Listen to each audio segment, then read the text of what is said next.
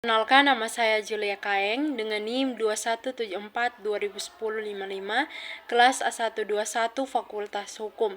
Saat ini saya akan menjelaskan tugas makalah saya tentang konservasi sumber daya alam. Yang pertama, pengertian konservasi sumber daya alam.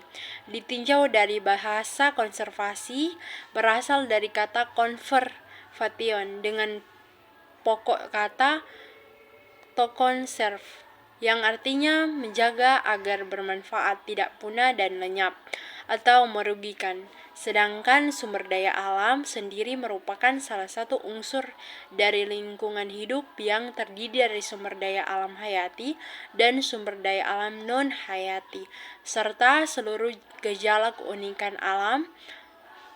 Semua ini merupakan unsur pembentuk lingkungan hidup yang kehadirannya tidak dapat dipisahkan satu dengan yang lainnya. Sementara, berdasarkan Undang-Undang Nomor 32 Tahun 2009, konservasi sumber daya alam adalah pengelola sumber daya alam untuk menjamin pemanfaatan secara bijaksana serta kesinambungan ketersediaan dengan tetap memelihara dan meningkatkan kualitas, nilai, serta keanekaragaman.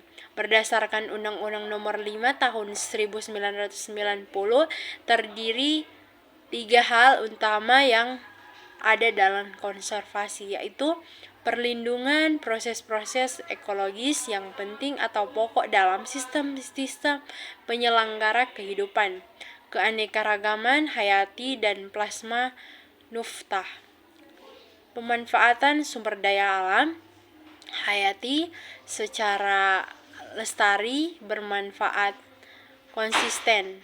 Dari sedikit uraian tersebut, maka konservasi sumber daya alam dapat diartikan sebagai pengelola sumber daya alam yang dapat menjamin pemanfaatan secara bijaksana dan menjamin keseimbangan persediaan dengan tetap memelihara dan meningkatkan kualitas keanekaragaman.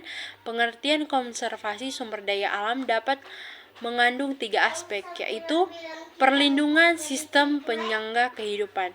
Sistem penyangga kehidupan merupakan satu proses alami dari berbagai unsur hayati dan non-hayati yang menjamin kelangsungan kehidupan makhluk. Perlindungan sistem penyelenggara ditinjau bagi pemeliharanya proses ekologis yang menunjang kelangsungan kehidupan untuk meningkatkan kesejahteraan masyarakat dan mutu kehidupan manusia. Untuk mewujudkan tujuan tersebut, pemerintah menetapkan yang pertama wilayah tertentu, berbagai wilayah perlindungan sistem penyangga kehidupan. Yang kedua, pola dasar pembinaan wilayah perlindungan sistem penyangga kehidupan. Yang ketiga, pengaturan cara pemanfaatan wilayah perlindungan sistem penyangga kehidupan. Yang kedua, pengawetan dan memelihara keanekaragaman jenis baik flora dan fauna. Tujuan pengawetan jenis tujuan dan satwa untuk A. Menghindarkan jenis tujuan dan satwa dari bahaya perpunahan. Yang bagian B. Menjaga kemurnian, mengetik, dan keanekaragaman jenis tumbuhan dan satwa. C. Memelihara keseimbangan dan kemantapan keekologisan yang ada.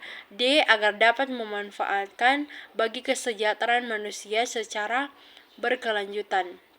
Upaya yang dilakukan untuk mengawetkan jenis tumbuhan dan satwa melalui penetapan dan penggolongan yang dilindungi dan tidak dilindungi, mengelola jenis tumbuhan dan satwa serta habitatnya, pemeliharaan dan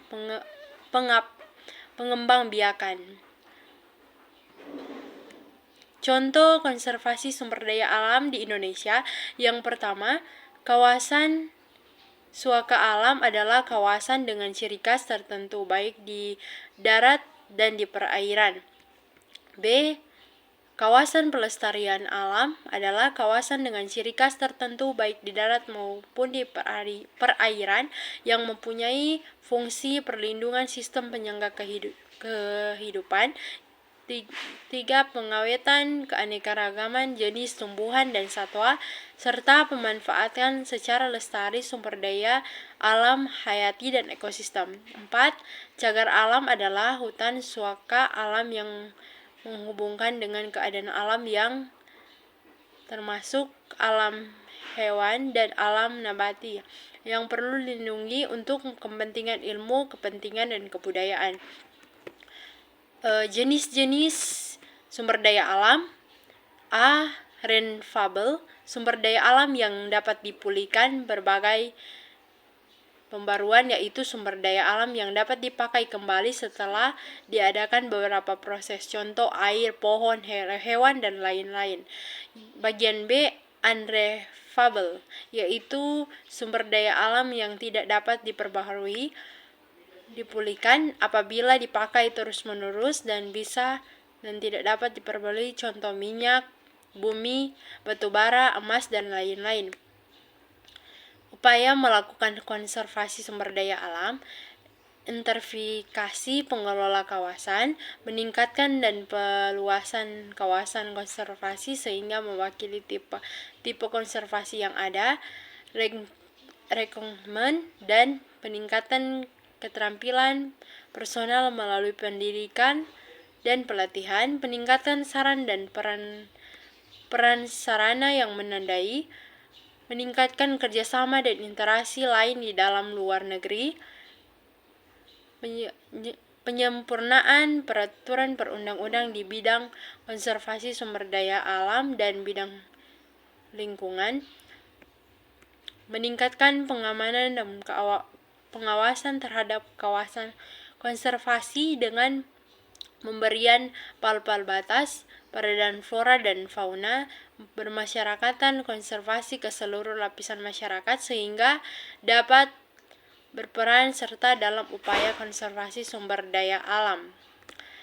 Kesimpulan, konservasi sumber daya alam dapat diartikan sebagai pengelolaan sumber daya alam yang dapat menjamin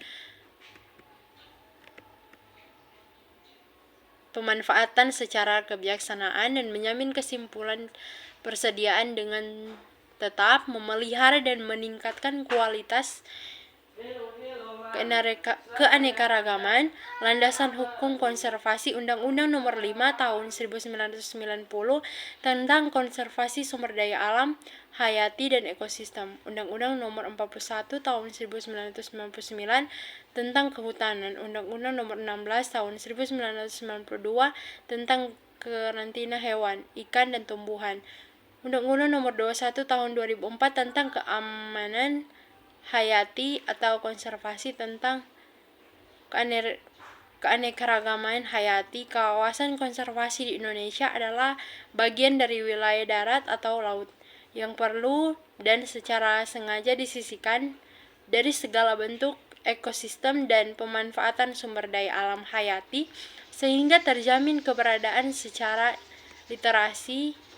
Upaya untuk melakukan konservasi sumber daya alam antara lain menetapkan kawasan konservasi, menetapkan peraturan perundang-undang yang berhubungan dengan konservasi.